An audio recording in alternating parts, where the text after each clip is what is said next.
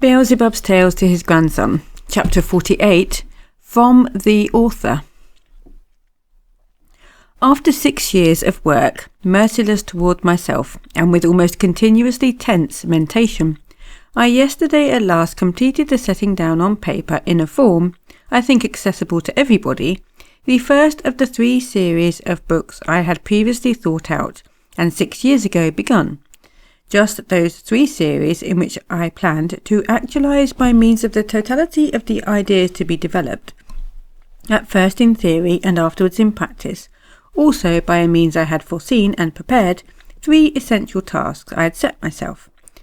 namely by means of the first series to destroy in people everything which in their false representations, as it were, exists in reality, or in other words, to corrode without mercy all the rubbish accumulated during the ages in human mentation.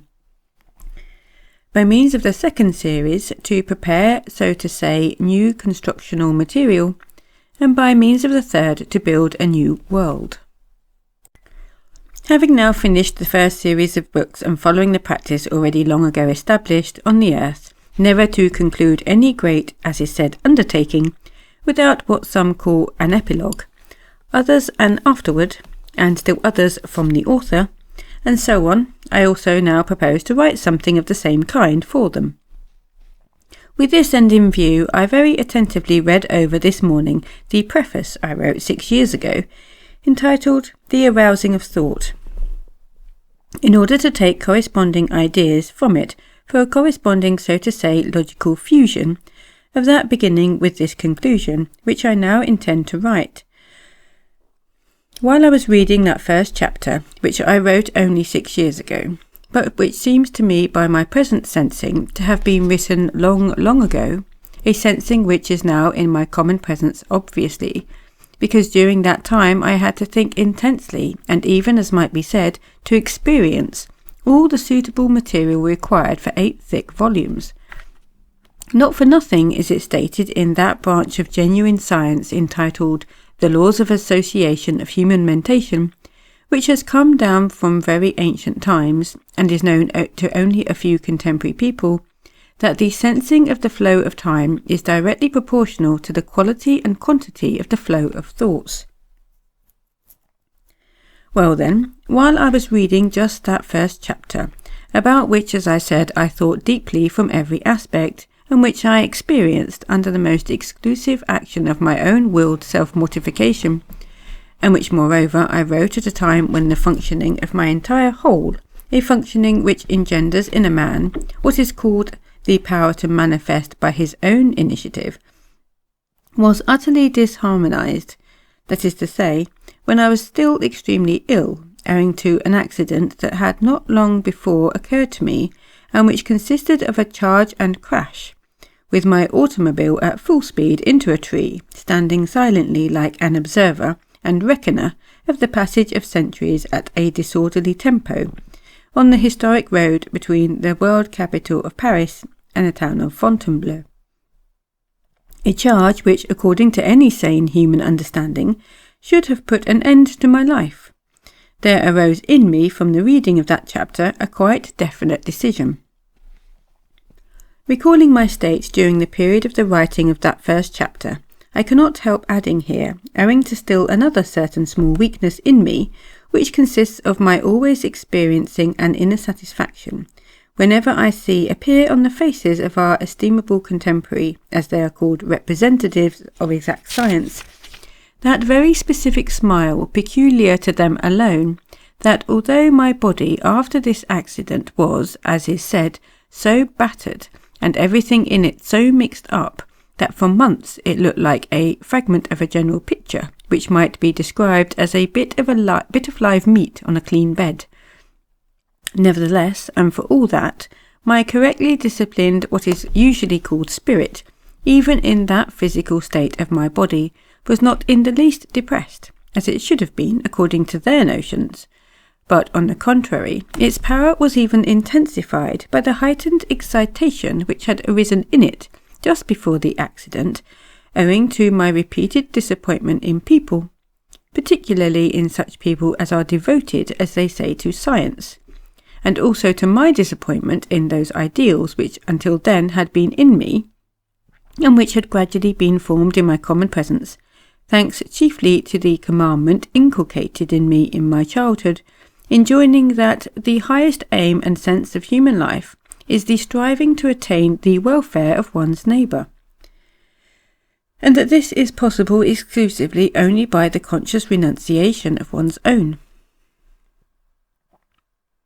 And so, after I had very attentively read over that opening chapter of the first series, which I had written in the said conditions, and when in my memory my association there had been recalled, the text of those many succeeding chapters, which according to my conviction ought to produce in the consciousness of the readers unusual impressions, which in turn always, as is said, engender substantial results. I, or rather this time, that dominant something in my common presence, which now represents the sum of the results obtained from the data crystallized during my life, data which engender, among other things, in a man who is in general set himself the aim, so to say, to mentate actively, impartially, during the process of responsible existence, the ability to penetrate and understand the psyche of people of various types, I decided, urged by the impulse called love of kind, which simultaneously arose in me, not to write in this conclusion anything additional and correspondent to the general aim of this first series,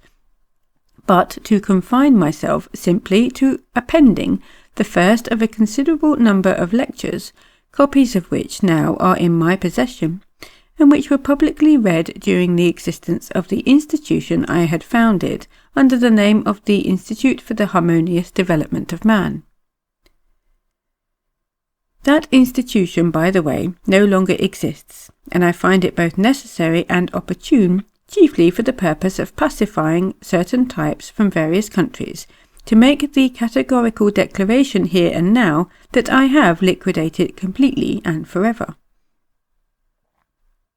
I was constrained with an inexpressible impulse of grief and despondency to make this decision to liquidate this institution, and everything organised and carefully prepared for the opening the following year of 18 sections in different countries. In short, of everything I had previously created with almost superhuman labour, chiefly because soon after the said accident occurred, that is, 3 months afterwards, when the former usual functioning of my mentation had been more or less re-established in me, I being still utterly powerless in body, I then reflected that the attempt to preserve the existence of this institution would, in the absence of real people around me, and owing to the impossibility of procuring without me the great material means required for it, inevitably lead to a catastrophe, the result of which, among other things, for me in my old age, as well as for numerous others wholly dependent on me, would be, so to say, a vegetation. The lecture which I propose to append as a conclusion to this first series was more than once read by my, as they were then called, pupils of the first rank, during the existence of the mentioned institution. Certain of them, by the way, turned out subsequently, to my personal sincere regret, to have in their essence a predisposition to the speedy transformation of their psyche into the psyche called Hasnamusian, a predisposition which appeared and became fully visible and clearly sensible to all more or less normal persons around them, when at the moment of desperate crisis for everything I had previously actualized, due to the said accident, they, as is said, quaking for their skins, that is to say, fearing to lose their personal welfare, which, by the way, I had created for them, deserted the common work, and with their tails between their legs, took themselves off to their kennels, where, profiting by the crumbs fallen from my, so to say, idea table, they opened their, as I would say, shasha-masha workshop booths, and with a secret feeling of hope and perhaps even joy at their speedy and complete release from my vigilant control, began manufacturing out of various unfortunate naive people candidates for lunatic asylums. I append just this particular lecture in the first place because at the very beginning of the dissemination of the ideas I imported into life, I was specially prepared here on the continent of Europe to serve as the introduction, or as it were, threshold, for the whole series of subsequent lectures, by no less than the whole sum of which was it possible both to make clear, in a form accessible to everybody, the necessity and even the inevitability of a practical actualization of the immutable truths I have elucidated and established in the course of half a century of day and night active work, and also to prove the actual possibility of employing those truths for the welfare of people. And secondly, I penned it here because while it was last being publicly read, and I happened myself to be present at that numerous gathering, I made an addition which fully corresponds to the hidden thought introduced by Mr. Beelzebub himself into his, so to say, concluding chord, and which at the same time, illuminating once more this most great objective truth, will, in my opinion, make it possible for the reader properly to perceive and assimilate this truth as befits a being who claims to be an image of God. Lecture number 1. The variety according to law of the manifestations of human individuality. Last read in New York in the Neighborhood Playhouse, January 1924. According to the investigations of many scientists of past ages, and according to the data obtained at the present time by means of the quite exceptionally conducted researches of the Institute for the Harmonious Development of Man, according to the system of Mr. Gurdjieff, the whole individuality of man, according to laws and conditions on the process of life of people, which have from the very beginning become established and gradually fixed on the earth, of whatever heredity he is the result, and whatever be the accidental surrounding conditions in which he arose and developed, must already at the beginning of his responsible life, as a condition of responding in reality to the sense and predestination of his existence as a man, and not merely as an animal, indispensably consist of 4 definite distinct personalities. The first of these 4 independent personalities is nothing else than the totality of that automatic functioning which is proper to man as well as to animals, the data for which are composed in them, firstly of the sum total of the results of impressions previously perceived from all the surrounding reality, as well as from everything intentionally artificially implanted in them from outside, and secondly from the result of the process also inherent in every animal called daydreaming. And this totality of automatic functioning most people ignorantly name consciousness, or at best mentation. The second of the 4 personalities, functioning in most cases independently of the first, consists of the sum of the results of the data deposited and fixed in the presence of man,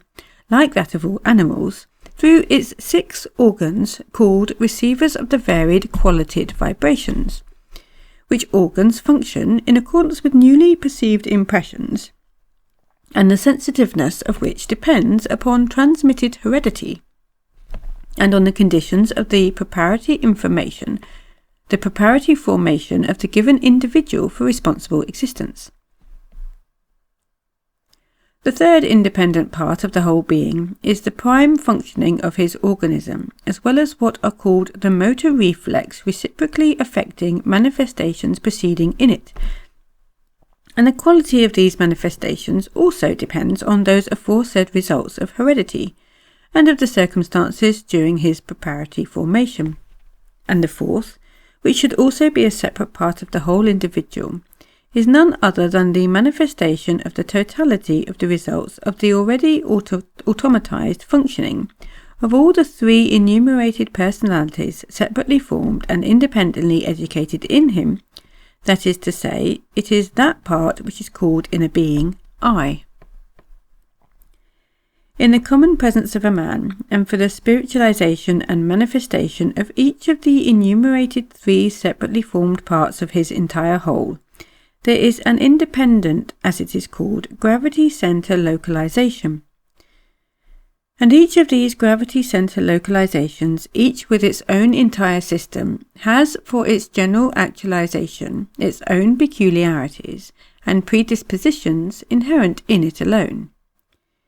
In consequence of this, in order to make possible the rounded perfecting of a man, a special corresponding correct education is indispensably necessary for each of these three parts, and not such a treatment as is given nowadays, and also called education. Only then can the I, which should be in a man, be his own I. According to the already indicated seriously instituted experimental investigations carried on over many years, or even according merely to the sane and impartial reflection of even every contemporary man, the common presence of every man, particularly of one in whom for some reason or another, there arises, so to say, the pretension to be not just an ordinary average man, but what is called one of the intelligentsia, in the genuine sense of the word, must inevitably consist not only of all the said four fully determined distinct personalities, but each of them must of necessity be exactly correspondingly developed to ensure that in his general manifestations during the period of his responsible existence, all the separate parts should harmonize with each other. For a comprehensive and visible clarification to oneself of the varied sources of the arising and the varied qualities of the manifested personalities in the general organization of man,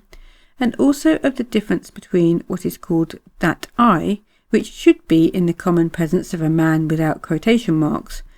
that is a real man, and, as it can be expressed, the pseudo-I, which people today mistake for it, an analogy can be very well made. Through this analogy, as is said, has been worn threadbare, though this analogy, as is said, has been worn threadbare by contemporary what are called spiritualists, occultists, theosophists, and other specialists in catching fish in muddy waters,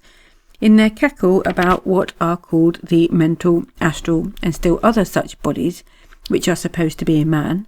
Nevertheless, it is well adapted to throw light on the question we are now considering. A man as a whole, with all his separately concentrated and functioning localizations, that is to say, his formed and independently educated personalities, is almost exactly comparable to that organization for conveying a passenger, which consists of a carriage, a horse, and a coachman. It must first of all be remarked that the difference between a real man and a pseudo-man, that is, between one who has his own I and one who has not, is indicated in the analogy we've taken by the passenger sitting in the carriage. In the first case, that of the real man, the passenger is the owner of the carriage, and in the second case, he is simply the first chance passer-by, who, like the fare in a hackney carriage, is continuously being changed. The body of a man with all its motor reflex manifestations corresponds simply to the carriage itself. All the functionings and manifestations of feeling of a man correspond to the horse harnessed to the carriage and drawing it. The coachman sitting on the box and directing the horse corresponds to that in a man which people call consciousness or mentation. And finally, the passenger seated in the carriage and commanding the coachman is that which is called I. The fundamental evil among contemporary people is chiefly that, owing to the rooted and widespread abnormal methods of education of the rising generation, this fourth personality, which should be present in everybody on reaching responsible age, is entirely missing in them, and almost all of them consist only of the three enumerated parts, which parts, moreover, are formed arbitrarily of themselves and anyhow. In other words, almost every contemporary man of responsible age consists of nothing more nor less than simply a hackney carriage, and one, moreover, composed as follows: a broken-down carriage, which has long ago seen its day, a crock of a horse, and on the box a tatterdemalion, half-sleepy, half-drunken coachman, whose time designated by Mother Nature for self-perfection passes while he waits on a corner, fantastically daydreaming for any old chance passenger. The first passenger who happens along, hires him and dismisses him just as he pleases, and not only him but also all the parts subordinate to him. Continuing this analogy between a typical contemporary man with his thoughts, feelings and body, and a hackney carriage, horse and coachman, we can clearly see that in each of the parts composing both organisations there must have been formed and there must exist its own separate needs, habits, tastes and so on, proper to it alone. From the varied nature of their arising and the diverse conditions of their formation, and according to their varying possibilities in each of them, there must inevitably have been formed, for instance, its own psyche, its own notions, its own subjective supports, its own viewpoints, and so on. The whole totality of the manifestations of human mentation, with all the inherencies proper to this functioning, and with all its specific particularities, corresponds almost exactly in every respect to the essence and manifestations of a typical hired coachman. Like all hired coachmen in general, he is a type called cabby. He is not entirely illiterate because, owing to the regulations existing in his country for the general compulsory teaching of the 3 R's, he was obliged in his childhood to put in an occasional attendance at what is called the parish church school. Although he himself is from the country and has remained as ignorant as his fellow rustics, yet rubbing shoulders owing to his profession with people of various positions and education, picking up from them by bits here and there a variety of expressions embodying various notions, he has now come to regard everything smacking of the country with superiority and contempt, indignantly dismissing it all as ignorance. In short, this is a type to whom applies perfectly the definition, "The crows he raced, but by peacocks outpaced." He considers himself competent even in questions of religion, politics and sociology. With his equals he likes to argue. Those whom he regards as his inferiors he likes to teach. His superiors he flatters, with them he is servile. Before them, as is said, he stands cap in hand. One of his chief weaknesses is to dangle after the neighbouring cooks and housemaids, but best of all, he likes a good hearty tuck-in, and to gulp down another glass of two, and then, fully satiated, drowsily to daydream. To gratify these weaknesses of his, he always steals a part of the money given him by his employer to buy fodder for the horse. Like every cabby, he works, as is said, always under the lash, and if occasionally he does a job without being made, it is only in the hope of receiving tips. The desire for tips has gradually taught him to be aware of certain weaknesses in the people with whom he has dealings, and to profit himself by them. He has automatically learned to be cunning, to flatter, so to say, to stroke people the right way, and in general to lie. On every convenient occasion, and at every free moment, he slips into a saloon or to a bar, where, over a glass of beer, he daydreams for hours at a time, or talks with a type like himself, or just reads the paper. He tries to appear imposing, wears a beard, and if he is thin, pads himself out to appear more important. The totality of the manifestations of the feeling localization in a man, and the whole system of its functioning, correspond perfectly to the horse of the hackney carriage in our analogy. Incidentally, this comparison of the horse with the organisation of human feeling will serve to show up particularly clearly the error and one-sidedness of the contemporary education of the rising generation. The horse as a whole, owing to the negligence of those around it during its early years, and to its constant solitude, is as if locked up within itself.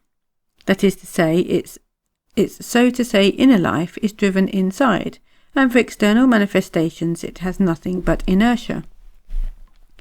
Thanks to the abnormal conditions around it, the horse has never received any special education, but has been moulded exclusively under the influence of constant thrashings and vile abuse.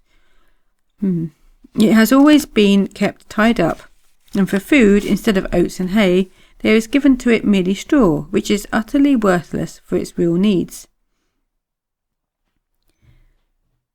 Never having seen in any of the manifestations towards it even the least love or friendliness, the horse is now ready to surrender itself completely to anybody who gives it the slightest caress.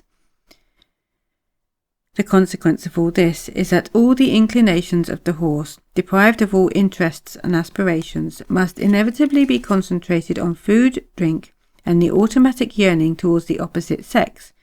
Hence it invariably veers in the direction where it can obtain any of these. If, for example, it catches sight of a place where even once or twice it gratified one of the enumerated needs, it waits the chance to run off in that direction. It must further be added that although the coachman has a very feeble understanding of his duties, he can nevertheless, even though only a little, think logically, and remembering tomorrow, he either from fear of losing his job, or from the desire of receiving a reward, does occasionally evince an interest in doing something or other for his employer without being driven to it. But the horse, in consequence of their not having been formed in it at the proper time, owing to the absence of any special and corresponding education, any data at all for manifesting the aspirations requisite for responsible existence, of course fails to understand. And indeed it cannot be expected that it should understand. Why in general it must do anything, its obligations are therefore carried out quite inertly and only from fear of further beatings. As far as the carriage or cart is concerned, which stands in our analogy for the body without any of the other independently formed parts of the common presence of a man, the situation is even worse. This cart, like most carts, is made of various materials, and furthermore is of a very complicated construction. It was designed, as is evident to every sane thinking man, to carry all kinds of burdens, and not for the purpose for which contemporary people employ it, that is only for carrying passengers. The chief cause of the various misunderstandings connected with it springs from the fact that those who made the system of this cart intended it for travel on the by-roads, and certain inner details of its general construction were in consequence foreseeingly made to answer to this aim. For example, the principle of its greasing, one of the chief needs of a construction of such different materials, was so devised that the grease should spread over all the metallic parts from the shaking received from the jolts inevitable on such roads, whereas now this cart that was designed for travelling on the by-roads finds itself stationed on a rank in the city and travelling on smooth, level, asphalted roads. In the absence of any shocks whatsoever while going along such roads, no uniform greasing of all its parts occurs, and some of them consequently must inevitably rust and cease to fulfil the action intended for them. A cart goes easily as a rule if its moving parts are properly greased. With too little grease, these parts get heated and finally red hot, and thus the other parts get spoiled. On the other hand, if in some part there is too much grease, the general movement of the cart is impaired, and in either case it becomes more difficult for the horse to draw it. The contemporary coachman, our cabby, neither knows nor has any suspicion of the necessity of greasing the cart, and even if he does grease it, he does so without proper knowledge, only on hearsay, blindly following the directions of the first comer. And that's why, when this cart, now adapted more or less for travel on smooth roads, has for some reason or other to go along a by-road, something always happens to it. Either a nut gives way, or a bolt gets bent, or something or other gets loose. And after these attempts at travelling along such roads, the journey rarely ends without more or less considerable repairs. In any case, to make use of this cart for the purposes for which it was made is already impossible without risk. If repairs are begun, it's necessary to take the cart all to pieces, examine all its parts, and as is done in such cases, kerosene them, clean them, and put them together again, and frequently it becomes clearly necessary immediately and without fail to change a part. This is all very well if it happens to be an inexpensive part, but it may turn out to be more costly than a new cart. And so all that has been said about the separate parts of that organisation, of which, taken as a whole, a hackney carriage consists can be fully applied also to the general organisation of the common presence of a man. Owing to the absence among contemporary people of any knowledge and ability, specially to prepare in a corresponding way the rising generation for responsible existence by educating all the separate parts composing their common presences, every person of today is a confused and extremely ludicrous something, that is to say, again using this example we've taken, a something resembling the following picture. A carriage just out of the factory, made on the latest model, polished by genuine German craftsmen from the town of Barmen, and harnessed to the kind of horse which is called in the locality named Transcaucasia a Dglozdi. Z is a horse, Dgloz is the name of a certain Armenian specialist in buying utterly worthless horses and skinning them. On the box of this stylish carriage sits an unshaven, unkempt, sleepy coachman cabby, dressed in a shabby cloak, which he has retrieved from the rubbish heap, where it had been thrown as utterly worthless by the kitchen maid Maggie. On his head reposes a brand new top hat, an exact replica of Rockefeller's, and in his buttonhole there is displayed a giant chrysanthemum. This picture, however ludicrous, of a contemporary man is an inevitable result, chiefly because from the first day of the arising and formation of a contemporary man, all these three parts formed in him, which parts, through diversely caused and with properties of diverse quality, should nevertheless at the period of his responsible existence for pursuing a single aim, all together represent his entire whole, begin so to say to live, and to become fixed in their specific manifestations, separately one from another, never having been trained either to the requisite automatic reciprocal maintenance, reciprocal assistance, or to any, even though only approximate, reciprocal understanding. And thus, when afterwards concerted manifestations are required, these concerted manifestations do not appear. Thanks to what is called the system of education of the rising generation, which at the present time has already been completely fixed in the life of man, and which consists singly and solely in training the pupils by means of constant repetition to the point of madness, to sense various almost empty words and expressions, and to recognize only by the difference in their consonants the reality supposed to be signified by these words and expressions.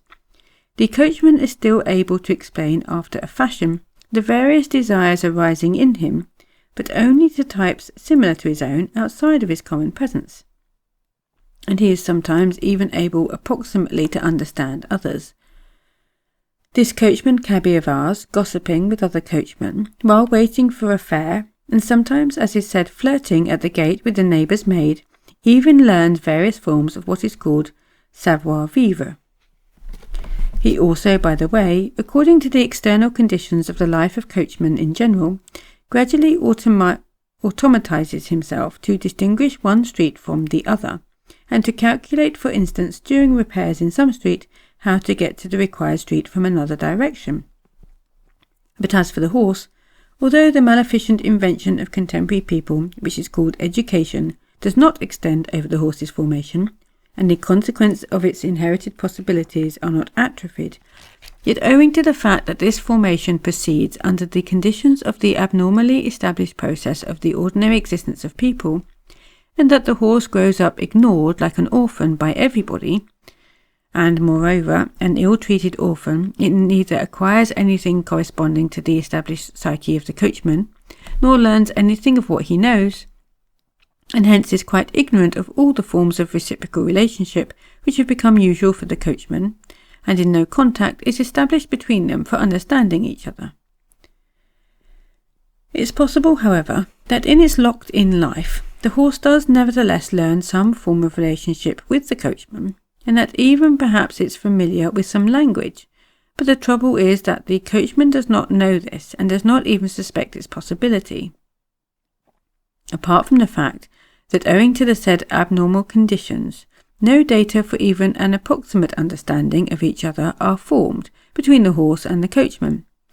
There are also still other and numerous external causes independent of them, which fail to give them the possibility of together actualizing that one purpose for which they are both destined.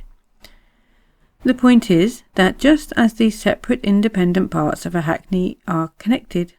namely the carriage to the horse by the shafts and the horse to the coachman by reins, so also are the separate parts of the general organisation of man connected with each other. Namely, the body is connected to the feeling organisation by the blood, and the feeling organisation is connected to the organisation actualising the functioning of mentation, or consciousness, by what is called Handblitzoin. That is, by the substance which arises in the common presence of a man from all intentionally being made being efforts.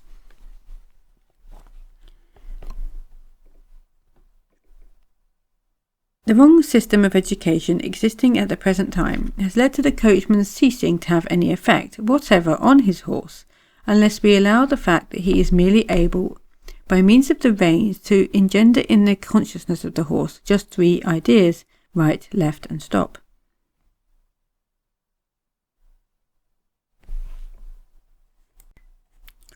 Strictly speaking, he cannot always do even this, because the reins in general are made of materials that react to various atmospheric phenomena.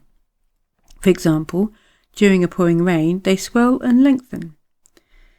and in heat the contrary, thereby changing the effect upon the horse's automatized sensitiveness of perception. The same proceeds in the general organisation of the average man whenever from some impression or other the so to say density and tempo of the Handblitzoin changes in him, when his thoughts entirely lose all possibility of affecting his feeling organisation. And so, to resume all that has been said, one must willy-nilly acknowledge that every man should strive to have his own I. Otherwise he will always represent a hackney carriage in which any fare can sit and which any fare can dispose of just as he pleases.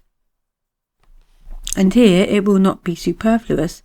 to point out that the Institute for the Harmonious Development of Man, organised on the system of Mr. Gurdjieff, has among its fundamental tasks also the task of, on the one hand, correspondingly educating in its pupils each of the enumerated independent personalities separately, as well as in their general reciprocal relationship, and on the other hand, of begetting and fostering in each of its pupils what every bearer of the name of man without quotation marks should have, his own I. For a more exact, so to say, scientific definition of the difference between a genuine man, that is, man as he ought to be, and a man whom we have called man in quotation marks, that is, such men as almost all contemporary people have become, it is fitting to repeat what was said about this by Mr. Gurdjieff himself in one of his personal lecture talks. It was as follows: For the definition of man, considered from our point of view, neither anatomical nor physiological nor psychological contemporary knowledge of his symptoms can assist us, since they are inherent in one degree or another in every man and consequently apply equally to all.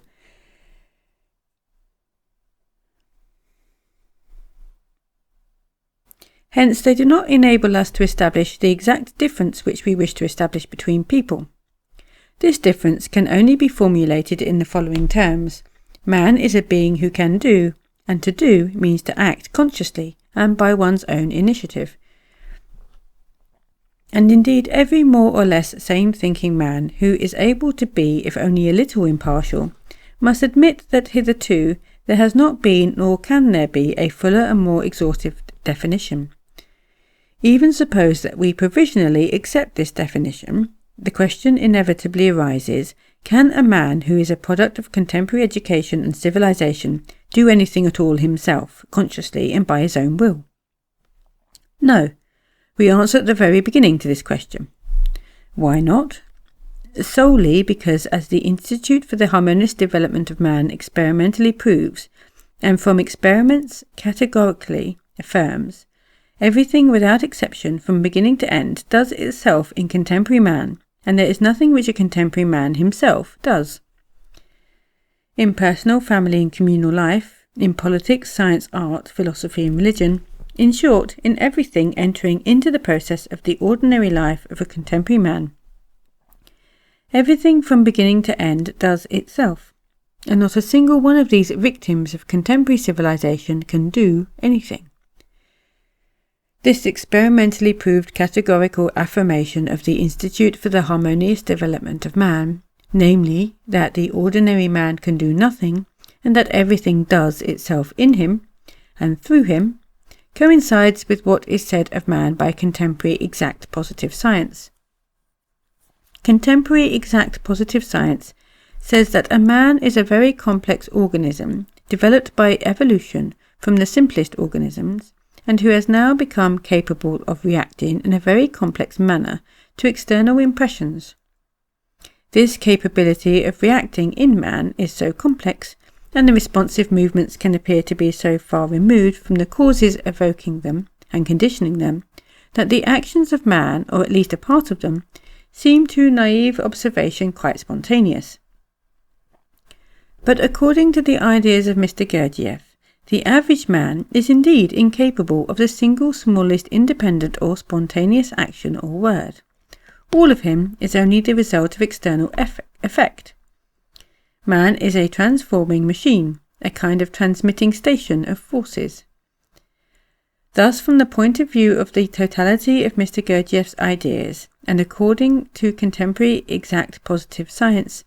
man differs from the animals only by the greater complexity of his reactions to external impressions, and by having a more complex construction for perceiving and reacting to them. And as to that which is attributed to man and named will, Mr. Gurdjieff completely denies the possibility of its being in the common presence of the average man. Will is a certain combination obtained from the results of certain properties specially elaborated in themselves by people who can do. In the presences of average people, what they call will is exclusively only the resultant of desires.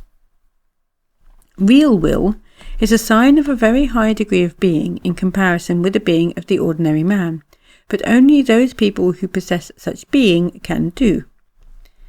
All other people are simply automatons, machines or mechanical toys set in motion by external forces, acting just insofar as the spring, placed in them by surrounding accidental conditions, acts, and this spring can neither be lengthened or shortened, nor changed in any way on its own initiative.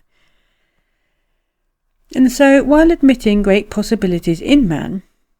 we deny him any value as an independent unit as long as he remains such as he is at the present time.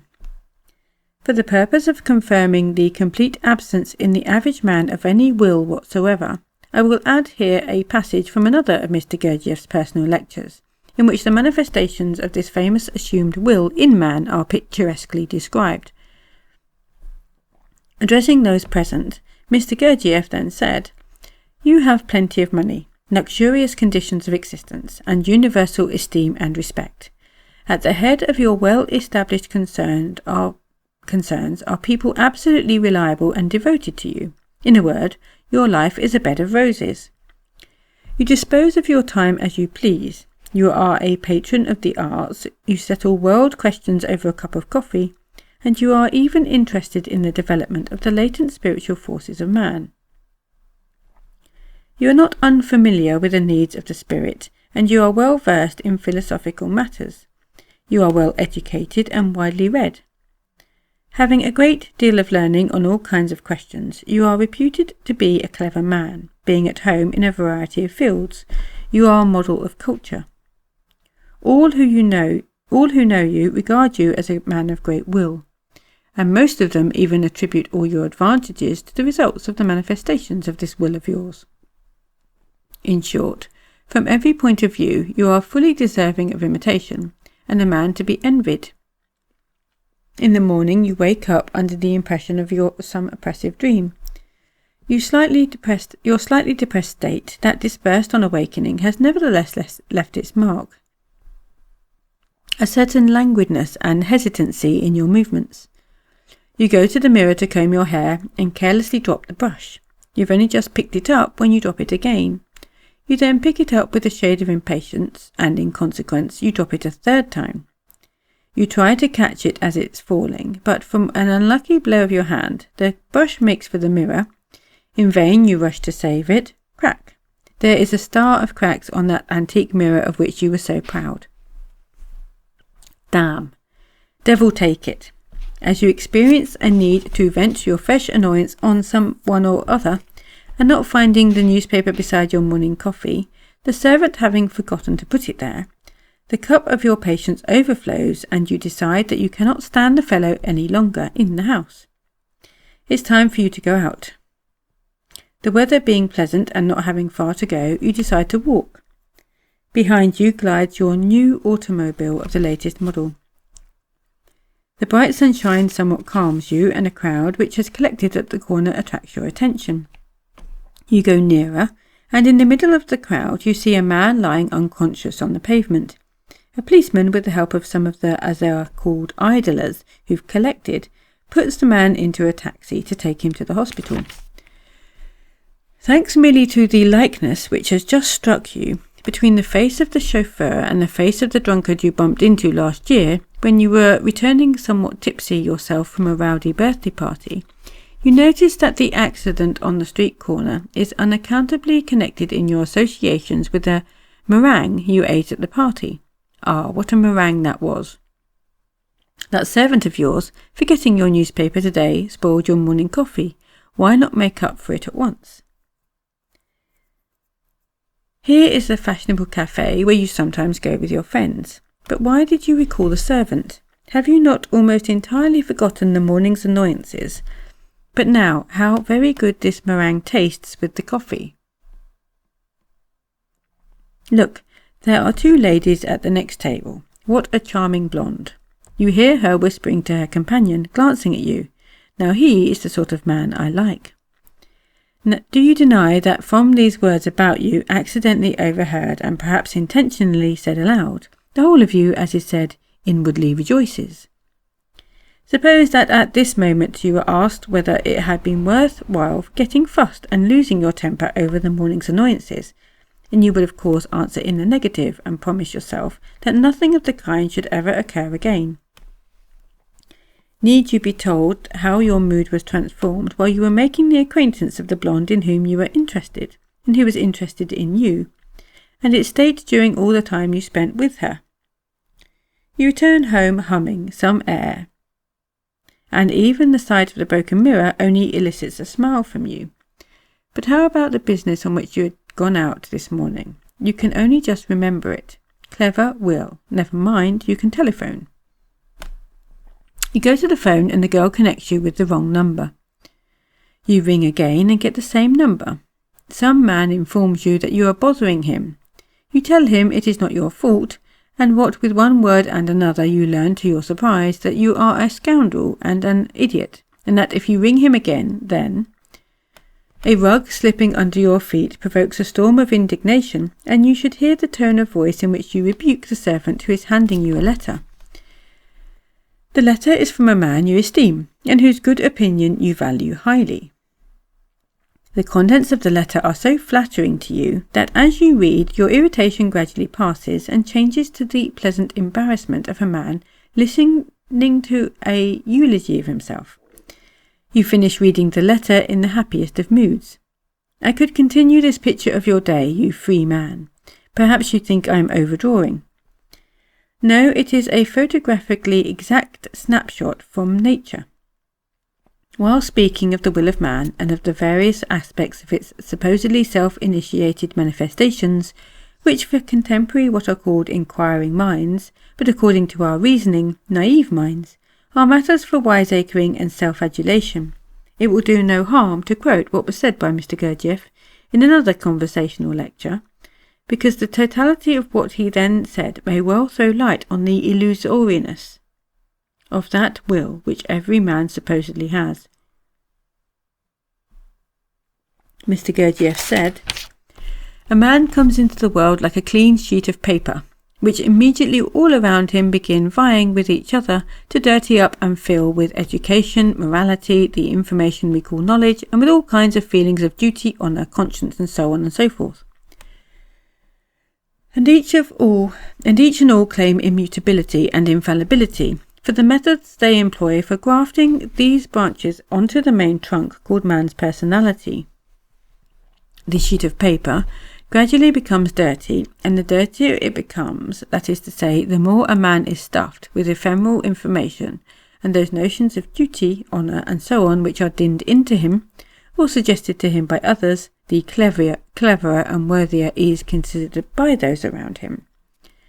And seeing that people look upon his dirt as a merit, he himself inevitably comes to regard this same dirtied sheet of paper in the same light.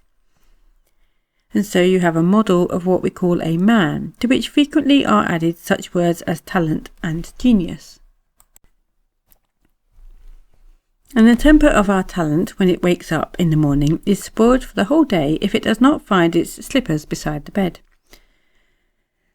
The ordinary man is not free in his manifestations, in his life, in his moods. He cannot be what he would like to be, and what he considers himself to be, he is not that. Man, how mighty it sounds! The very name man means the acme of creation. But how does his title fit contemporary man? At the same time, man should indeed be the acme of creation, since he is formed with and has in himself all the possibilities for acquiring all the data exactly similar to the data in the actualizer of everything existing in the whole of the universe. To possess the right to the name of man, one must be one, and to be such one must first of all, with an indefatigable persistence and unquenchable impulse of desire, issuing from all the separate independent parts constituting one's entire common presence, that is to say, with a desire issuing simultaneously from thought, feeling, and organic instinct, work on an all-round knowledge of oneself, at the same time struggling unceasingly with one's subjective weaknesses, and then afterwards taking one's stand upon the results thus obtained by one's consciousness alone, concerning the defects in one's established subjectivity, as well as the elucidated means for the possibility of combating them, strive for their eradication without mercy towards oneself. Speaking frankly and wholly without partiality, contemporary man as we know him is nothing more nor less than merely a clockwork mechanism, though of a very complex construction. About this mechanicality, a man must without fail think deeply from every aspect, and with an entire absence of partiality, and well understand it, in order fully to appreciate what significance that mechanicality and all its involved consequences and results may have for both his own further life, as well as for the justification of the sense and aim of his arising and existence. For one who desires to study human mechanicality in general, and to make it clear to himself, the very best object of study is he himself with his own mechanicality. And to study this practically and to understand it sensibly with all one's being, and not psychopathically, that is, with only one part of one's entire presence, is possible only as a result of correctly conducted self-observation. And as regards this possibility of correctly conducting self-observation and conducting it without the risk of incurring the maleficent consequences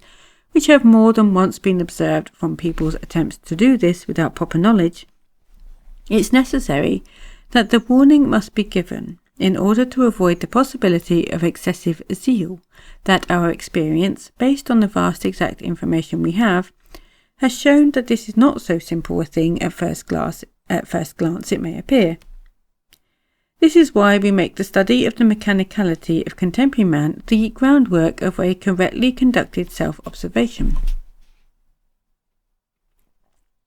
Before beginning to study this mechanicality and all the principles for a correctly conducted self-observation,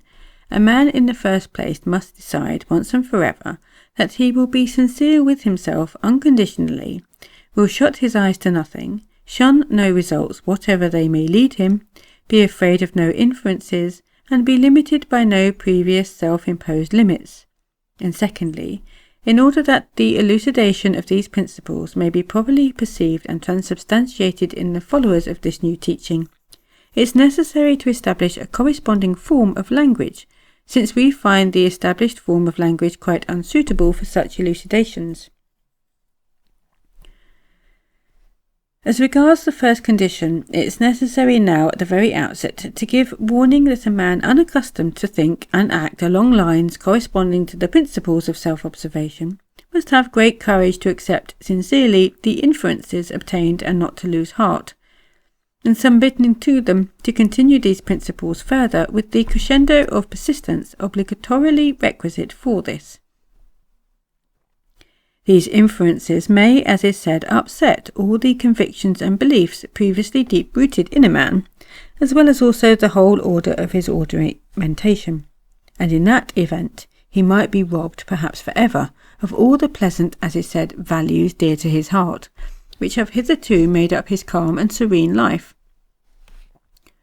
Thanks to correctly conducted self-observation, a man will from the first days clearly grasp and indubitably establish his complete powerlessness and helplessness in the face of literally everything around him. With the whole of his being he will be convinced that everything governs him, everything directs him. He neither governs nor directs anything at all. He is attracted and repelled not only by everything animate which has in itself the capacity to influence the arising of some or other association in him, but even by entirely inert and inanimate things. Without any self-imagination or self-calming impulses which have become inseparable from contemporary man, he will cognize that his whole life is nothing but a blind reacting to the said attractions and repulsions. He will clearly see how his what are called world outlooks, views, character, taste, and so on are moulded, in short,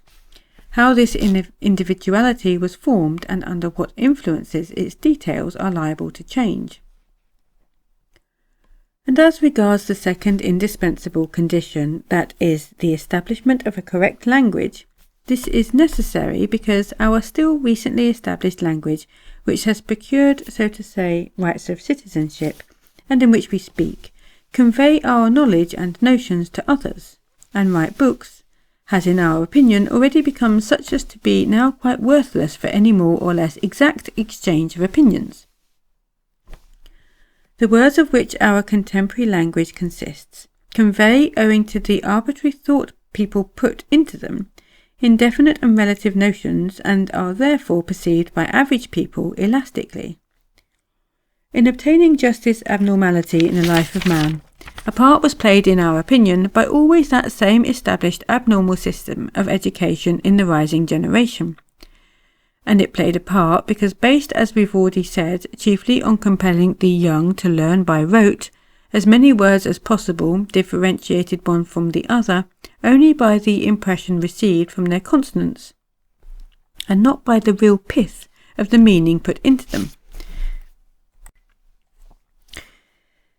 This system of education has resulted in the gradual loss in people of the capacity to ponder and reflect upon what they are talking about and upon what is being said to them. As a result of the loss of this capacity, and in view at the same time of the necessity to convey thoughts more or less exactly to others, they are obliged, in spite of the endless number of words already existing in all contemporary languages, either to borrow from other languages, or to invent always more and more words, which has finally brought it about that when a contemporary man wishes to express an idea for which he knows many apparently suitable words, and expresses this idea in a word which seems, according to his mental reflection, to be fitting, he still instinctively feels uncertain whether his choice is correct, and unconsciously gives this word his own subjective meaning. Owing on the one hand to this already automatized usage, and on the other hand to the gradual disappearance of the capacity to concentrate his active attention for any length of time, the average man on uttering or hearing any word involuntarily emphasizes and dwells upon this or that aspect of the notion conveyed by the word, invariably concentrating the whole meaning of the word upon one feature of the notion indicated by it. That is to say, the word signifies for him not all the implications of the given idea, but merely the first chance significance dependent upon the flows formed in the link of automatic associations flowing in him. Hence, every time that in the course of conversation the contemporary man hears or speaks one and the same word, he gives it another meaning, at the same time quite contradictory to the sense conveyed by the given word. For any man who has become aware of this to some degree, and has learned more or less how to observe this tragicomic feast of sound, is particularly sharply constated and made evident when others join the conversation of two contemporary people. Each of them puts his own subjective sense into all the words that have become gravity centre words in the said, so to say, symphony of words without content, and to the ear of this impartial observer it is all perceived only as what is called in the ancient Sinculapian tales of the 1001 Nights, cacophonous fantastic nonsense. Conversing in this fashion, contemporary people nevertheless imagine they understand one another and are certain that they are conveying their thoughts to one another. We, on the other hand, relying upon a mass of indisputable data confirmed by the psychophysical chemical experiments, categorically affirm that as long as contemporary people remain as they are, that is to say, average people, they will never, whatever they may be talking about among themselves, and particularly if the subject be abstract, understand the same notions by the same words, nor will they ever actually comprehend one another. This is why, in the contemporary average man, every inner experience and every painful experience which engenders mentation and which has obtained logical results, which might in other circumstances be very beneficent to those around them, is not manifested outwardly, but is only transformed into, so to say, an enslaving factor for himself. Thanks to this, even the isolation of the inner life of each individual man is increased, and as a consequence, what is called the mutual instruction so necessary to people's collective existence is always more and more destroyed. Owing to the loss of the capacity to ponder and reflect, whenever the contemporary average man hears or employs in conversation any word with which he is familiar only by its consonants, he does not pause to think, nor does there even arise in him any question as to what exactly is meant by this word, he having already decided once and for all both that he knows it and that others know it too. A question, perhaps, does sometimes arise in him when he hears an entirely unfamiliar word the first time,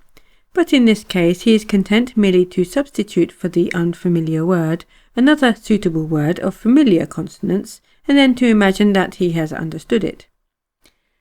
To bring home what has just been said, an excellent example is provided by the word so often used by every contemporary man, world. If people knew how to grasp for themselves what passes in their thoughts when they hear or use the word world, then most of them would have to admit, if of course they intended to be sincere, that the word carries no exact notion whatever for them. Catching by ear simply the accustomed consonants, the meaning of which they assume that they know, it is as if they say to themselves, "Ah, world, I know what this is," and serenely go on thinking. Should one deliberately arrest their attention on this word, and know how to probe them to find just what they understand by it, they would at first be plainly, as is said, embarrassed.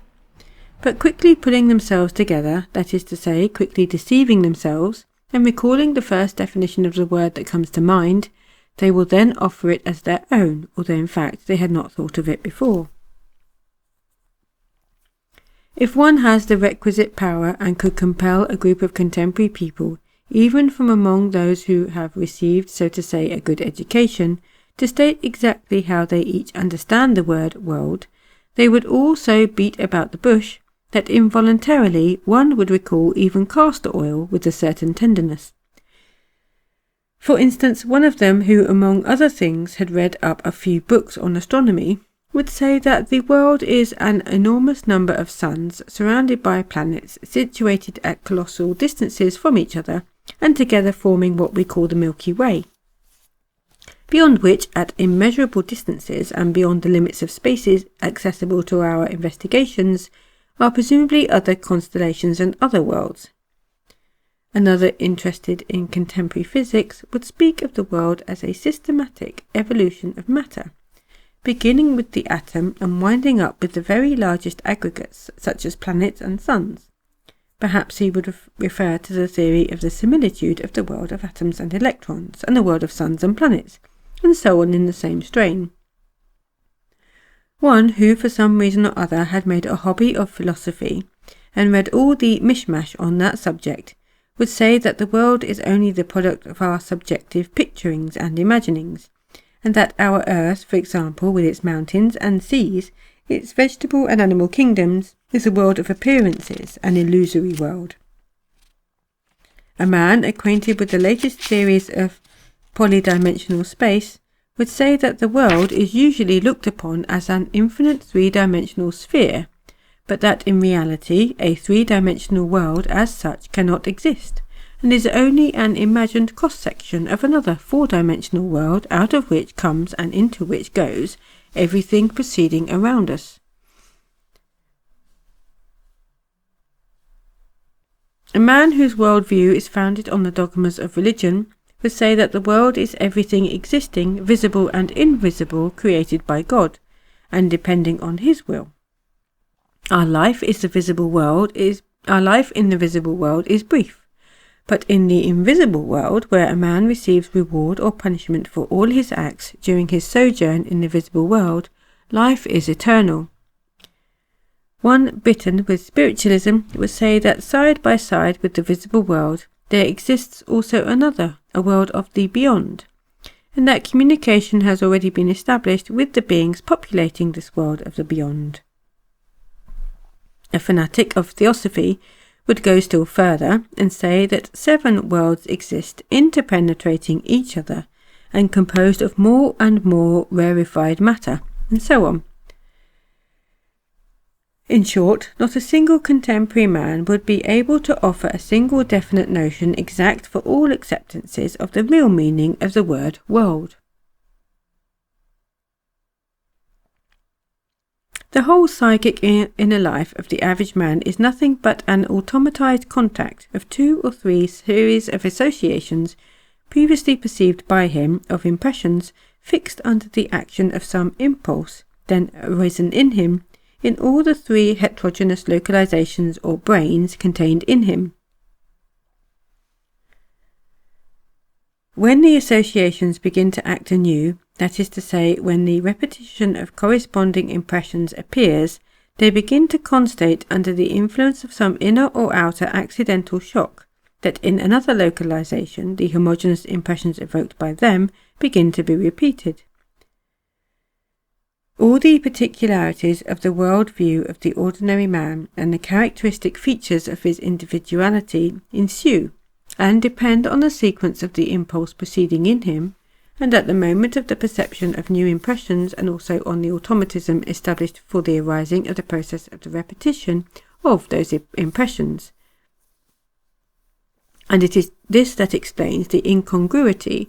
always observed even by the average man during his passive state, in these several associations having nothing in common which simultaneously flow within him. The said impressions in the common presence of a man are perceived owing to the 3, as it were, apparatuses in him, as there are apparatuses in general in the presences of all animals, acting as perceivers for all the 7 what are called planetary gravity center vibrations. The structure of all these perceptive apparatuses is the same in all the parts of the mechanism. They consist in adaptations recalling clean wax phonograph discs. On these discs, or as they might otherwise be called, reels, all the impressions received begin to be recorded from the first days after the appearance of a man in the world, and even before, during the period of his formation in his mother's womb. And the separate apparatuses constituting this general mechanism possess also a certain automatically acting adaptation, owing to which newly arriving impressions, in addition to being recorded alongside those previously perceived and similar to them, are also recorded alongside those impressions perceived simultaneously with these latter. Thus every impression experienced is inscribed in several places and on several reels, and there on these reels it is preserved unchanged. These impressed perceptions have such a property that from contact with homogeneous vibrations of the same quality, they, so to say, rouse themselves, and there is then repeated in them an action similar to the action which evoked their first arising. And it is this repetition of previously perceived impressions engendering what is called association, and the parts of this repetition which enter the field of a man's attention, that together condition what is termed memory. The memory of the average man in comparison with the memory of a man harmoniously perfected is a very, very imperfect adaptation for his utilization during his responsible life of his previously perceived store of impressions. With the aid of memory, the average man from among impressions previously perceived can make use of and, so to say, keep track of only a very small part of his whole store of impressions, whereas the memory proper to the real man keeps track of all his impressions without exception, wherever they may have been perceived. Many experiments have been made, and it has been established with indubitable exactitude that every man in definite states, as for example in the state of a certain stage of hypnotism, can remember to the most minute particular everything that has happened to him. He can remember all the details of the surroundings and the faces and voices of the people around him, even those of the first days of his life, when he was still, according to people's notions, an unconscious being. When a man is in one of these states, it is possible artificially to make even the reels hidden in the most obscure corners of the mechanism start working. But it often happens that these reels begin to unwind of themselves under the influence of some overt or hidden shock evoked by some experiencing, whereupon there suddenly rise up before the man long forgotten scenes, picturings, faces, and so on. At this point I interrupted the lecturer and considered it opportune to make the following addition. Such is the ordinary average man, an unconscious slave entirely at the service of all universal purposes, which are alien to his own personal individuality. But at the same time, great nature has given him the possibility of being not only a blind tool entirely at the service of these all-universal objective purposes, but while serving her and actualizing what is foreordained for him, which is the lot of every breathing creature, of working at the same time also for himself, for his own egoistic individuality. This possibility was given also for service to the common purpose, owing to the fact that, for the equilibrium of these objective laws, such relatively liberated people are necessary. Although the said liberation is possible, nevertheless, whether any particular man has a chance to attain it, that is difficult to say. There are a mass of reasons which may not permit it, and moreover which in most cases depend neither upon us personally, nor upon great laws, but only upon the various accidental conditions of our arising and formation, of which the chief are heredity and the conditions under which the process of our preparatory age flows. It is just these uncontrollable conditions which may not permit this liberation. The chief difficulty in the way of liberation from whole entire slavery consists in this, that it is necessary with an intention issuing from one's own initiative and persistence, and sustained by one's own efforts, that is to say, not by another's will, but by one's own, to obtain the eradication from one's presence both of the already fixed consequences of certain properties of that something in our forefathers, called the organ Kunderbuffer, as well as of the predisposition to these consequences which might again arise.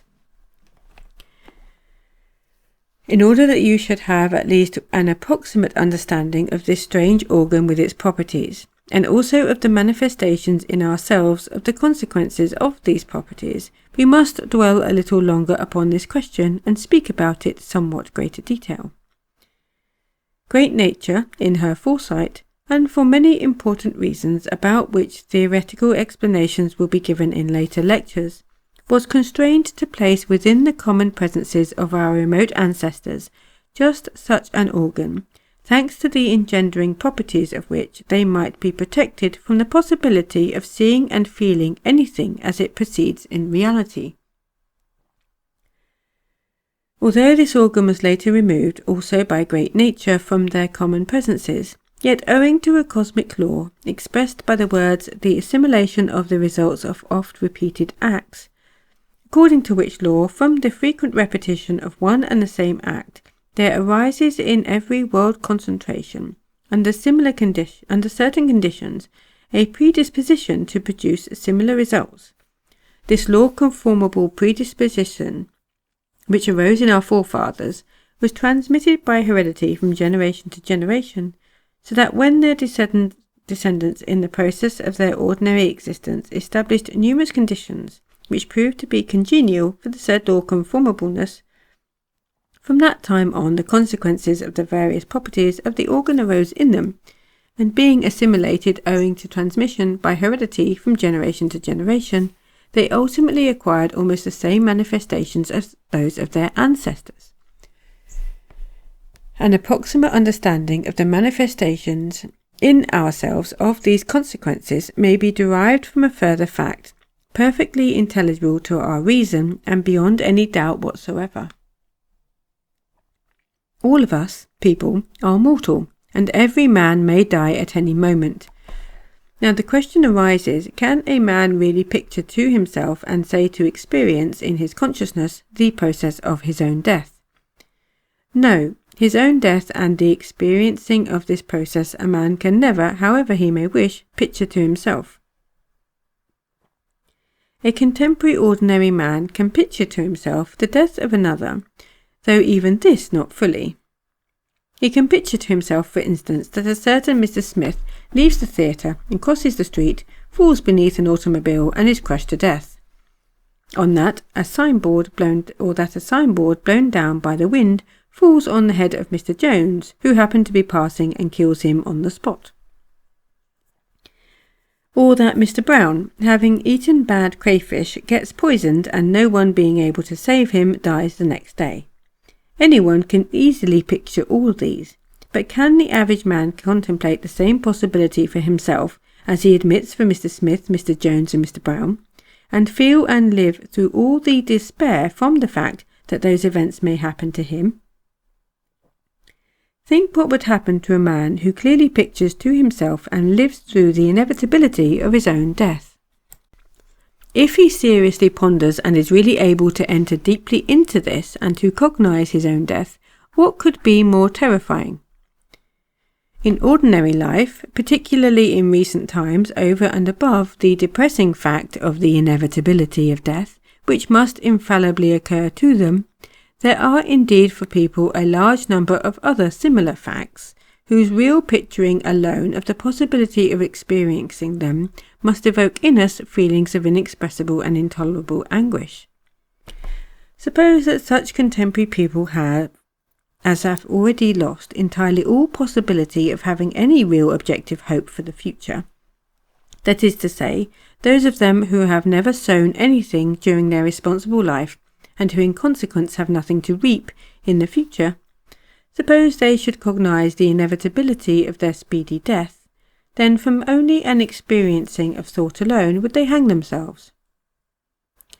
The particularity of the action of the consequences of the properties of the said organ on the common psyche of people consists just in this, that thanks to it there does not arise among the most contemporary people, these three-brained beings in whom were placed all the hopes and expectations of our Creator, as possible servers of higher purposes, the cognition of any of these genuine terrors, and also that it enables them peacefully to carry on their existence in unconscious fulfillment of what was foreordained, but in the service only of nature's nearest immediate aims, as they have meanwhile lost, on account of their unbecoming and abnormal life, any possibility of serving higher purposes. Thanks to these consequences, not only does the cognition of these terrors not arise in the psyche of these people, but also for the purpose of self-quieting. They even invent all kinds of fantastic explanations, plausible to their naive logic, for what they really sense and also for what they do not sense at all.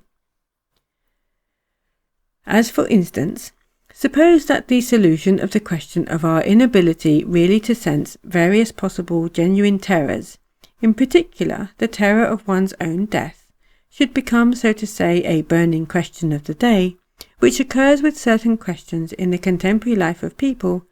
then in all probability, all contemporary people, ordinary mortals as well as those called the learned, would categorically offer a solution which they would not doubt for a moment, and is said, spluttering at the mouth, was set about to prove about that what in fact saves people from being able to experience such terrors is their own will. But if this is admitted, then why does not the same presumed will protect us from all the little fears we experience at every step? In order to sense and understand with your whole being what I am now saying, and not merely to understand with that, so to say, mind fornication of yours, which to the misfortune of our descendants has become the dominant inherency of contemporary people, picture to yourself now merely the following. Today, after the lecture, you return home, undress and get into bed. But just as you are covering yourself with your blanket, a mouse jumps out from under the pillow and scuttling across your body ducks into the folds of the blankets. Admit candidly, does not a shiver already run through the whole of your body merely at the bare thought of such a possibility? Is it not so?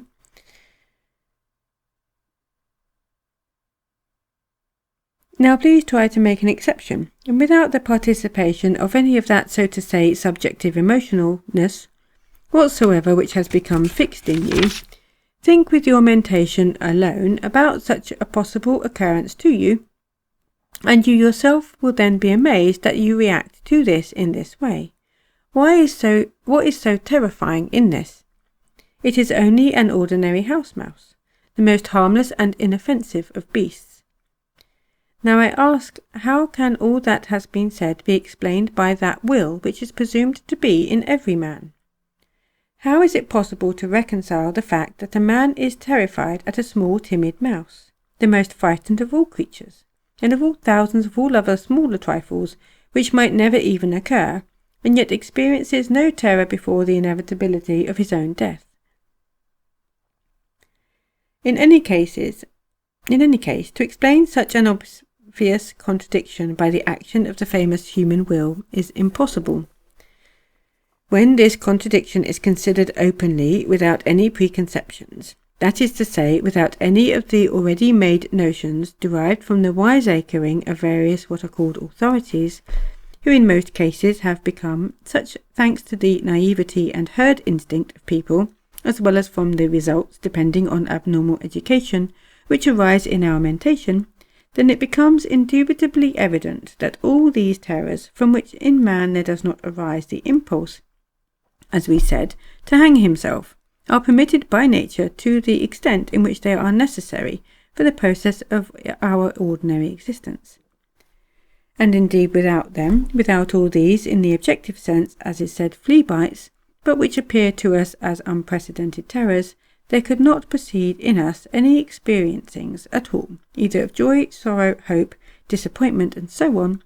nor could we have all those cares, stimuli, strivings, and in general all kinds of impulses which constrain us to act, to attain to something, and to strive for some aim. It's just this totality of all these automatic, as they might be called, childish experiencings, arising and flowing in the average man, which on the one hand make up and sustain his life, and on the other hand give him neither the possibility nor the time to see and feel reality. If the average contemporary man were given the possibility to sense or to remember, if only in his thought, that at a definite known date, for instance tomorrow, a week or a month, or even a year or two hence, he would die, and die for certain, what would then remain? One asks of all that had, until then, filled up and constituted his life. Everything would lose its sense and significance for him. What would be the importance then of the decoration he received yesterday for long service, and which had so delighted him, or that glance he recently noticed so full of promise from the woman who had long been the object of his constant and unrewarding longing,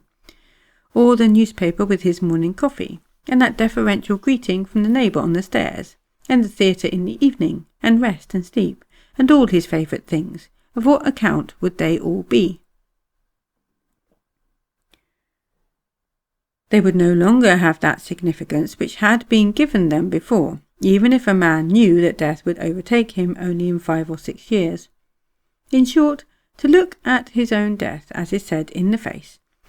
the average man cannot and must not. He would then, so to say, get out of his depth, and before him in clear-cut form the question would arise, why then should we live and toil and suffer?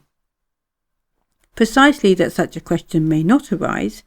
great nature having become convinced that in the common presences of most people there have already ceased to be any factors for meritorious manifestations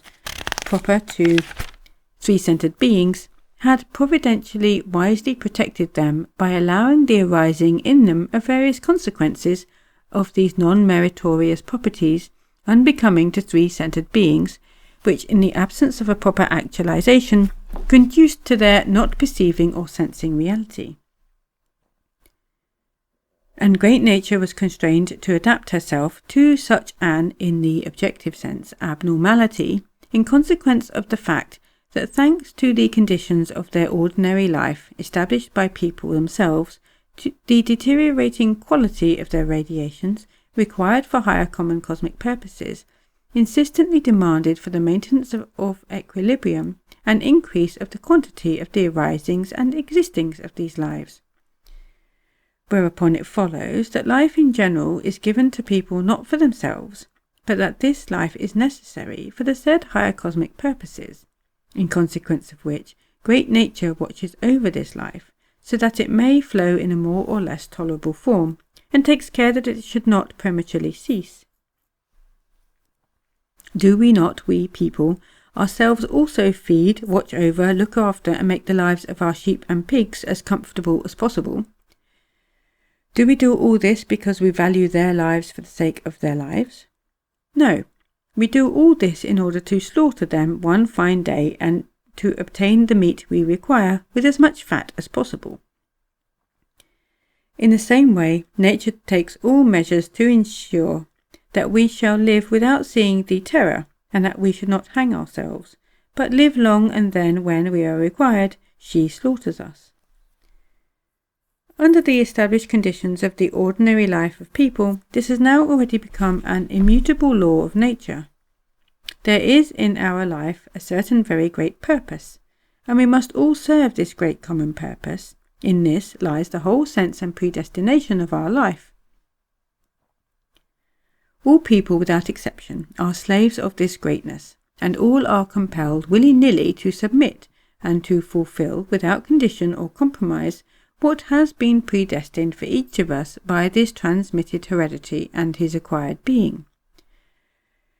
Now, after all that I've said, returning to the chief theme of the lecture read here today, I wish to refresh your memory about what has several times been referred to in defining man, the expressions real man and a man in quotation marks, and in conclusion to say the following. Although the real man, who has already acquired his own eye, and also the man in quotation marks, who has not, are equally slaves of the said greatness, yet the difference between them, as I have already said, consists in this, that since the attitude of the former to his slavery is conscious, he acquires the possibility, simultaneously with serving the all-universal actualizing, of applying a part of his manifestations, according to the providence of great nature, for the purpose of acquiring for himself imperishable being, whereas the latter, not cognizing his slavery, serves during the flow of the entire process of his existence, exclusively only as a thing, which, when no longer needed, disappears forever. In order to make what I have just said more comprehensible and concrete, it will be useful if we compare human life in general to a large river which rises from various sources and flows on the surface of our planet, and the life of any given man to one of the drops of water composing this river of life. This river at first flows as a whole along a comparatively level valley, and at that place where nature has particularly undergone what is called a cataclysm, not according to law, it is divided into two separate streams, or, as it is also said, there occurs in this river a dividing of the waters. All the water of one stream, soon after passing this place, flows into a still more level valley, and with no surrounding what is called majestic and picturesque scenery to hinder it, ultimately flows into the vast ocean. The second stream, continuing its flow over places formed by the consequences of the said cataclysm, not according to law, ultimately falls into crevices in the earth, themselves also consequences of the same cataclysm, and seeps into the very depths of the earth. Although after the branching of the waters of both these streams flow further independently and no longer mingle, yet along the whole extent of their further course they frequently approach so near each other that all the results engendered from the process of their flowing blend, and even at times, during great atmospheric phenomena such as storms, winds, and so on, splashes of water or even separate drops pass from one stream into the other. Individually, the life of every man up to his reaching responsible age corresponds to a drop of water in the initial flow of the river, and the place where the dividing of the waters occurs corresponds to the time when he attains adulthood.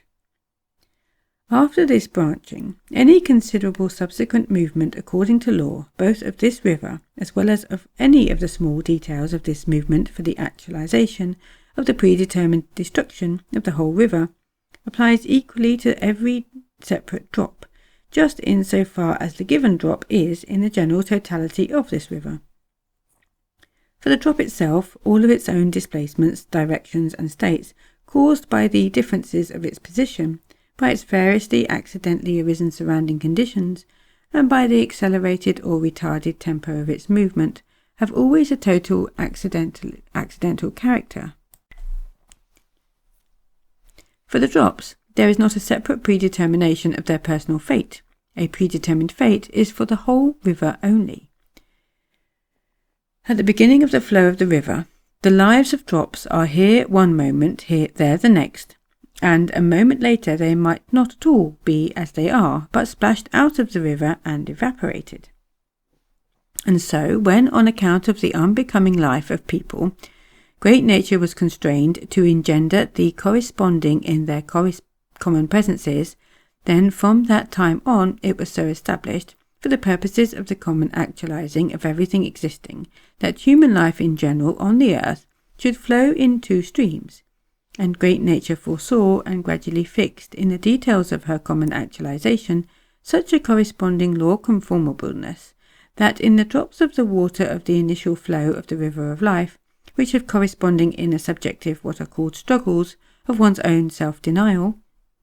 there might arise or not arise that something, thanks to which certain properties are acquired, giving the possibility at the place of the branching of the waters of the river of life of entering one or another stream. This something which in the common presence of a drop of water is a factor actualizing in it the property corresponding to one or another of the streams,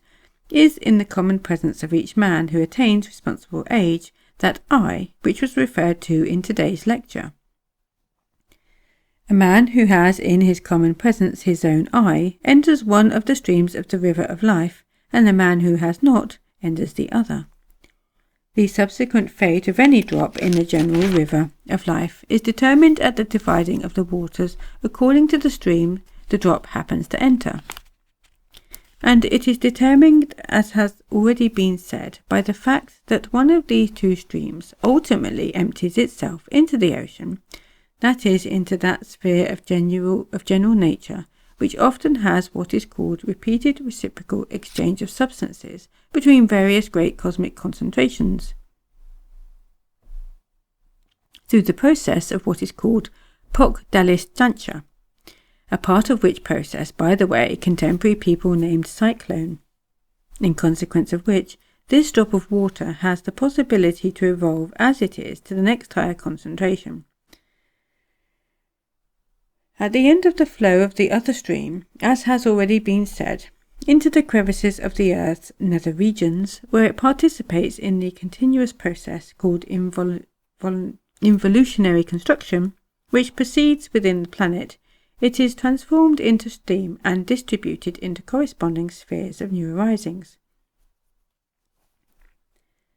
After the branching of the water's great and small successive law conformableness and details for the outer movement for the purpose of actualizing the predetermined destination of both streams also ensue from these same cosmic laws, but only the results ensuing from them are, to say, subjectivized for both streams correspondingly, and although they begin to function independently, yet all the time they mutually assist and sustain each other. These subjectivized second-grade results, issuing from fundamental cosmic laws, sometimes function side by side, sometimes collide or cross, but never mix. The actions of these subjectivized second-grade results can sometimes, under certain surrounding conditions, spread also over the separate drops. For us contemporary people, the chief evil is that we, thanks to the various conditions of our ordinary existence established by ourselves, chiefly in consequence of the abnormal what is called education, attaining responsible age and acquiring presences which correspond only to that stream of the river of life which ultimately empties itself into the nether regions, enter it and are carried along where and whither it wills. And without pondering about the consequences, we remain passive, and submitting to the flow drift on and on. As long as we remain passive, not only shall we have inevitably to serve solely as a means for nature's involutionary and evolutionary construction, but also for the rest of our lives we shall have to submit slavishly to every caprice of all sorts of blind events. As most of the hearers present have already, as is said, crossed over into responsible age, and frankly cognise that, until now, they have not acquired their own eye, and at the same time, according to the substance of all I have said here, have not pictured for themselves any particularly agreeable perspectives, then in order that you who cognise this, should not be greatly, as is said, disheartened, and should not fall into the usual what is called pessimism, everywhere prevalent in the contemporary abnormal life of people, I say quite frankly, without any arrière-pensée, that according to my convictions, which have been formed thanks to long years of investigations, strengthened by the numerous, quite exceptionally conducted experiments, on the results of which are based the Institute for the Harmonious Development of Man, founded by me, even for you, it's not yet too late. The point is that the said investigations and experiments showed me very clearly, very definitely, that in everything under the care of Mother Nature, the possibility is foreseen for beings to acquire the kernel of their essence, that is to say their own eye, even after the beginning of their responsible age also. The foresight of just Mother Nature consists in the given case is this, that the possibility is given to us in certain inner and outer conditions to cross over from one stream into the other. The expression which has reached us from ancient times, the first liberation of man, refers to just this possibility of crossing from the stream which is predestined to disappear into the nether regions, into the stream which empties itself into the vast spaces of the boundless ocean.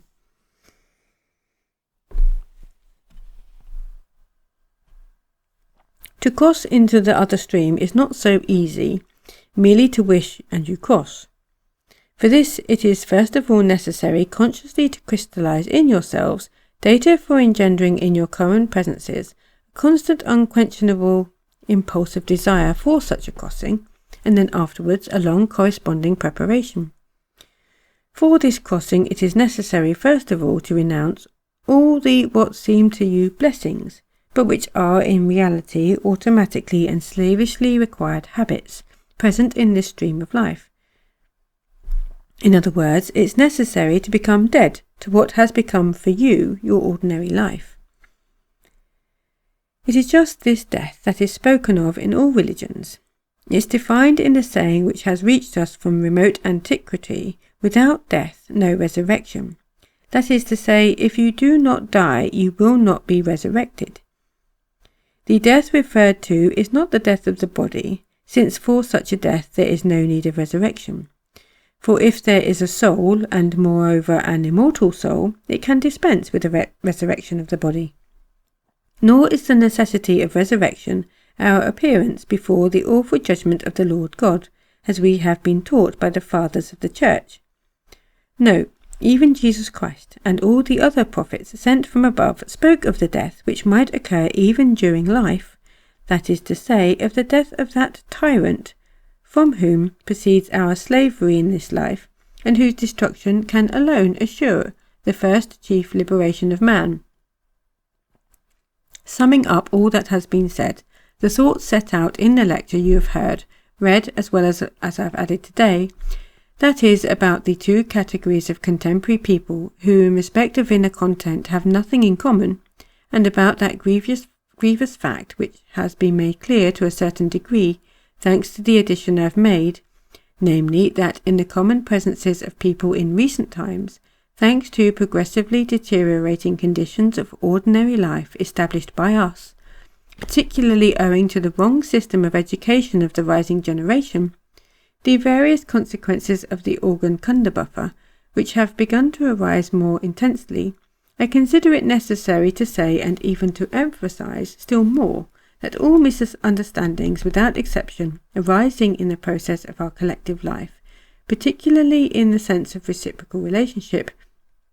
and all disagreements, disputes, settlings up and hasty decisions, just these decisions after the actualization of which in practice there arises in us the lingering process of remorse of conscience, and even such great events as wars, civil wars, and other similar misfortunes of a general character, proceed simply on account of a property in the common presences of ordinary people who have never specially worked on themselves, which property I this time would call the reflecting of reality in one's attention upside down. Every man, if he can even a little seriously think, so to say without being identified with his passions, must agree with this if he takes into account merely one single fact, often repeated in the process of our inner life, namely that all our experiencings, which at first, just at the moment they are still proceeding in us, seem to be stark terrors, appear after the lapse of only an insignificant time, and when these experiencings have been replaced by others and are recalled by chance, and when, according to our logical reasoning, we are already in another mood, not worth, as is said, a brass farthing. If, in the average man, the results of his mentation and feelings often lead to this, that, as it might be expressed, a fly becomes an elephant, and an elephant a fly, the manifestations in the common presences of the said people of this maleficent property is particularly intensely actualized just during such events as wars, revolutions, civil wars, and so on. Just during these events, the state even constated by them is particularly sharply manifested, under the action of which they all with a few exceptions fall, and which they call mass psychosis. The essence of this state consists in this, that average people receiving in their already feeble mentation, which at such times becomes still more feeble, shocks from the maleficent stories of some or another lunatic, and become, in the full sense of the word, victims of these malicious stories, manifest themselves completely automatically. During the period when they find themselves under the action of a scourge which has already become for contemporary ordinary people the inalienable inherency, there already entirely ceases to exist in their common presences that sacred what is called conscience, the data for the possibility of the acquisition of which great nature endowed them with, as godlike beings in differentiation from mere animals. Informed people sincerely regret just this inherency in contemporary people, because according to the historical data and also to experimental elucidations of numerous genuine learned beings of past epochs, great nature has already long ceased to have need for such a phenomenon as mass psychosis for her equilibrium. Rather the contrary, such a periodically arising inherency in people compels her always to new adaptations, as for instance increasing the birth rate, changing the what is called tempo of the general psyche, and so on and so forth. After all I have said, I consider it necessary to say, and even to emphasize further, that all the historical data which have reached contemporary people, and which have chanced to become known to me, also, namely the historical data concerning what really did occur in the past in the life of people, and not just those data invented by contemporary what are called learned beings, chiefly from among the Germans, with which histories all the rising generation is stuffed almost everywhere on the earth, clearly show that people of former epochs did not divide into two streams of life, but that all flowed along in a single river. The general life of mankind has been divided into two streams since the time of what is called the Tikliamishyan civilization, which directly preceded the Babylonian civilization. It was just from then on that there gradually began to be, and ultimately was finally established, that organization of the life of mankind, which, as every sane thinking man ought to constate, can now flow more or less tolerably, only if people are divided into masters and slaves. Although to be either masters or slaves in a collective existence among children, like ourselves, of the common father, is unworthy of man, yet thanks at the present time to the conditions existing which have already been thoroughly fixed in the process of the collective life of people, the source of which lies in remote antiquity, we must be reconciled to it and accept a compromise that, according to impartial reasoning, should correspond both to our own personal welfare, and also at the same time not be contrary to the commandments specially issuing to us people from the prime source of everything. Such a compromise, I think, is possible if certain people consciously set themselves as the chief aim of their existence to acquire in their presences all the corresponding data to become masters among those around them similar to themselves.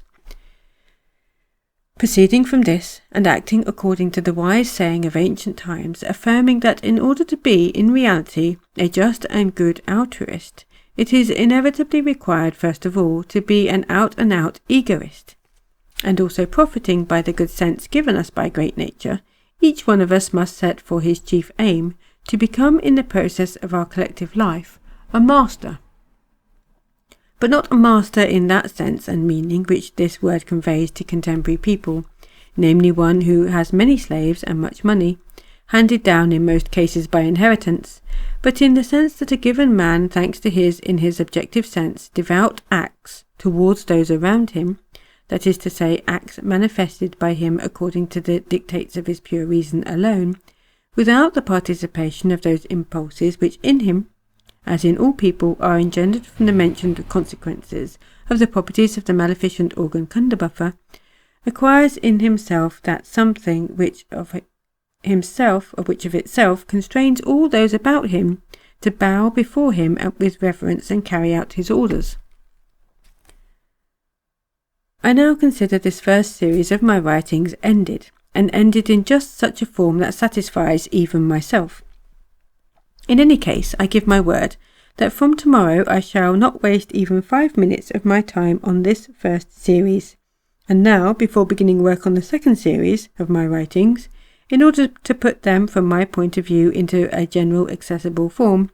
I intend to rest for a whole month, to write positively nothing, and for a stimulus to my organism fatigued to the extreme limit, slowly to drink the still remaining 15 bottles of most super heavenly nectar, called at the present time on earth Old Calvados. This Old Calvados, by the way, 27 bottles of it I was thought worthy to find, accidentally covered over with a mixture of lime, sand and finely chopped straw several years ago, when I was digging a pit for preserving carrots for the winter in one of the cellars of my now chief dwelling place. These bottles of this divine liquid were buried in all probability by monks who lived nearby, far from worldly temptations, for the salvation of their souls.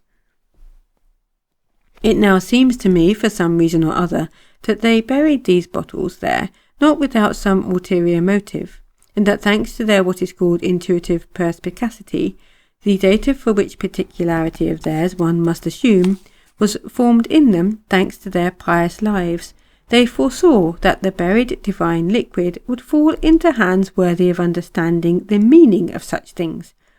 And now indeed this liquid stimulates the owner of these hands praiseworthily to sustain and assist the better transmission to the next generation of the meaning of the ideals on which the cooperation of these monks was founded. I wish during the rest of mine, from which any point of view I fully deserve, to drink this splendid liquid, which alone, during recent years, has given me the possibility of tolerating without suffering the beasts similar to myself around me, and to listen to new anecdotes and sometimes, for lack of new ones, old ones, of course, if there happen to be competent raconteurs. It is now still midday, and as I have given my word that I would not, beginning only from tomorrow, write anything further for this first series, I still have time and shall not be breaking my word if I add with a clean conscience that a year or two ago, I had categorically decided to make only the first series of my published writings generally accessible, and as regards the second and third series to make them not generally accessible, but to organize their distribution in order, among other things, to actualize through them one of the fundamental tasks I have set myself under essence oath. A task which consists in this, ultimately also to prove without fail, theoretically as well as practically, to all my contemporaries, the absurdity of all their inherent ideas concerning the supposititious existences of a certain other world, with its famous and so beautiful paradise and its so repugnant a hell, and at the same time to prove theoretically and afterwards without fail to show practically, so that even every complete victim of contemporary education should understand without shuddering and know that hell and paradise do indeed exist, but only not there in that world, but here beside us on earth.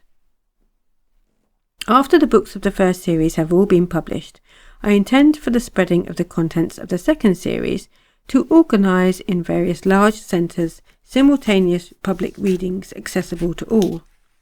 And as regards the real, indubitably comprehensible, genuine, objective truths with which will be brought to light by me in the third series, I intend to make them accessible exclusively only to those from among the hearers of the second series of my writings, who will be selected from specially prepared people according to my considered instructions. That's the end of Beelzebub's tales to his grandson.